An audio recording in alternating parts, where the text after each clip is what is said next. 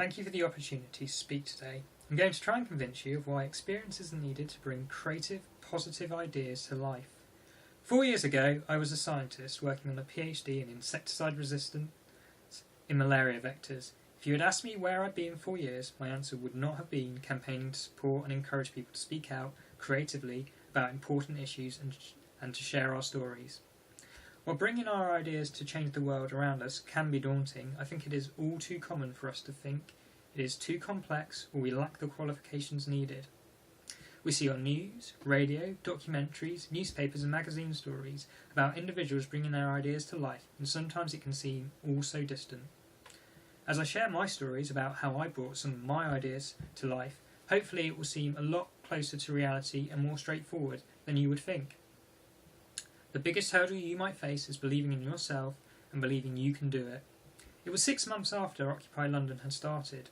I was just waking up to the fact society wasn't the rosy picture I thought it to be. Definitely not what the telly would have me believe. Eviction after eviction, threats from fascist groups and weather had taken its toll on Occupy Liverpool. A lot of people were getting fed up and giving up. They felt powerless.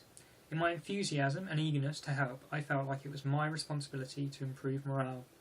I thought if only I could show people that you don't need a lot of money, or it could be fun too, rather than just hard work. I decided an art exhibit would be a great idea, which is odd, as up until that point I hadn't really discovered my creative side. Not even sure I'd ever been to an art exhibit, except maybe in museums, and it would be safe to say I knew little about art exhibits. I also decided that 2 weeks would have been plenty of time to organise a one-day pop-up art exhibit. Didn't look like I wanted to make things easy for myself. This was going to require some help. A friend I had met through Occupy, who was getting into photography, seemed like a good place to start. I pretty much just sold it straight. I said, I'm planning to do an art exhibit in 2 weeks' time. Do you want in? I am still surprised to this day they agreed. We quickly decided on the fact that it would be free entry, free to view, and it would showcase local creative talent, especially if that artist had never had a chance to exhibit their work in public. I had the task of sorting out the venue, while he would take care of most of the recruiting and sorting out display boards. Which was probably a good thing, because I would have had no idea on how to display artwork, or that it would require display boards. I dread to think what solution I would have come up with. I was pleasantly surprised just how willing people are to help you when you're doing it a good thing, and when it's clear it wasn't about personal gain. I approached a local cafe owner who I was on good terms with, who I knew well, and asked if I could run a one-day exhibit on a quiet day, selling it with the suggestion it would be good due to free advertisement for the cafe and would hopefully bring in extra trade on the day. Meanwhile, my friend, who had a little more experience but by no means an expert, found some artists and display boards. Things were looking great. We had found a venue, artists, and boards to display their work, so we worked on the title for the exhibit. We came up with the title, You Are Not Alone, with the tagline, Art for the Community, by the Community. A flyer was made by another occupier. It was working. It was starting to bring people together.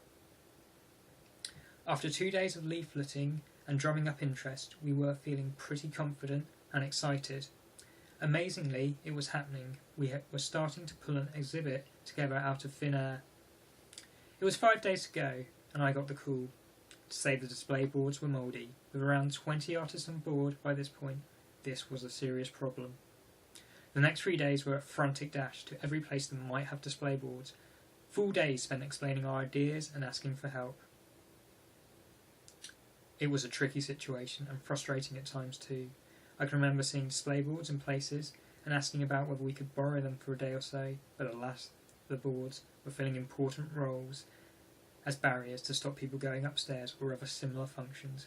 The most frustrating time was in a BBC building where there were plenty of display boards which appeared unused off in a corner, and near them was a big poster talking about supporting and promoting local art. We still walked away without any boards. Up until this point it had been clear sailing, but I'd be misleading you if I made out running an art exhibit with 2 weeks of planning from scratch was not hard work. I spent 3 whole days searching for those display boards. Fortunately, we stumbled across a for-profit gallery which has a similar desire to showcase local talent and art in Liverpool, and it helped us by providing us with display boards.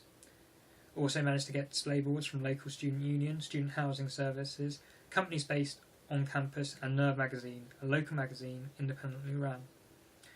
So on the last working day before the exhibit, we managed to secure all the boards we needed. After 3 nerve-wracking days, all we had to do was ferry the boards to the venue and sort out the logistics. Another occupier helped us with their van and we were all set. Exhibit day, we set up the boards, which took longer than we expected, but we eventually got the boards up and gave the artists their spaces and let them get on with setting up their art displays. It was a success. By all accounts, we had plenty of people come and see the exhibit. Seemed to always be at least a dozen people taking in the artwork throughout the exhibit day, and we got great review on a local news website. Some artists even sold their work. In one case, it was the first ever piece they ever had sold. We even had a projector displaying works of artists that couldn't afford to print their works, or hadn't got any prints. We had a band play their own songs. We even had someone join in halfway through the exhibit. They went home and got some art to display. That was how 2 people in 2 weeks, with the help from some generous people, put on an exhibit with very little experience and money. All in all, we had spent £10 to print some flyers. It is important not only for us to empower ourselves to express our ideas and experiences, but also to create opportunities and platforms for us to share our ideas with others. The art scene can be elitist, expensive and quite exclusive. By giving ourselves the ability to share creative works, be it our own or others, we can share ideas, experiences and stories that might not get heard otherwise. Creatively expressing ideas is a great way to spread a message.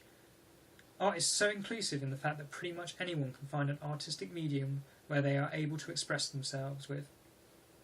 It can have a profound effect on people's lives and even give us a new perspective. I probably wouldn't have had the courage to speak out and pursue creativity without examples of others doing so to inspire me. My creative focus is supporting and encouraging people to speak out creatively. I think expressing ourselves and speaking out against injustices or highlighting important issues in our society is a good way to empower ourselves and have a powerful impact on our local communities. It returns the feeling of hope and knowledge you can make a difference. Art Action Group, which was only started a few months ago, was started due to the fact people felt so powerless.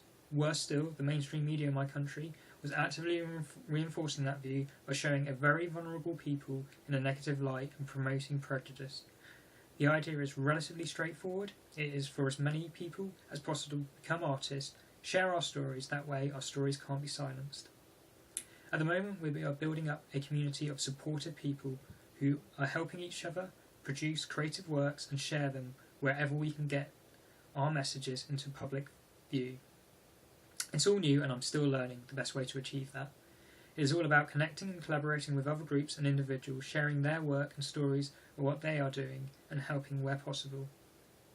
It started because people on the disabled activist group were getting very upset and demoralised after finding out a protester who a lot had been supporting turned out to be doing this perhaps not for the right reasons we all thought. I figured there must be something I can do to turn this negativity into a positive. So I suggested why not have a week-long campaign to promote and share our stories and how austerity was impacting our lives and others. 4 days later, I had a video, a Facebook group, and people were already producing and submitting artwork for the week. The responses were fantastic. With the amount of work and diversity of art submitted, I was bowled away. Art Action Group is still growing, with 500 members, new ones seeming to join all the time. Now, I don't have years of experience in campaigning. All I have is the notion that I can make a difference, and I just, try and make things happen. It doesn't have to be an art exhibit, a campaign. It can be a small idea or a big idea. You'll be surprised just what you can do if you believe in yourself and try.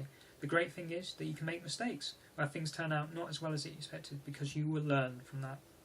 I'm still trying to work out how the best way to reach public and engage my local community to have a go at expressing themselves. Me and some others go out and set up a table with art supplies and encourage people to have a go at expressing themselves, particularly if it's speaking out about important issues affecting them. Also, if you're anything like me, you have lots of ideas and just want to go out there and help as many people as you can.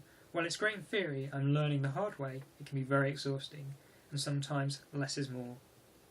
Even if the person you encourage to be creative is yourself and give yourself the permission to explore your own ideas and feelings, you don't even have to share that creativity with others if you don't want to. It can still have a positive impact on you and others around you. I think we can get so lost and sidetracked with trying to change the world around us, we can forget how important ourselves are. And because if we empower ourselves and are able to become more positive and happy, it's very hard for that happiness and positivity not to spill out and impact others.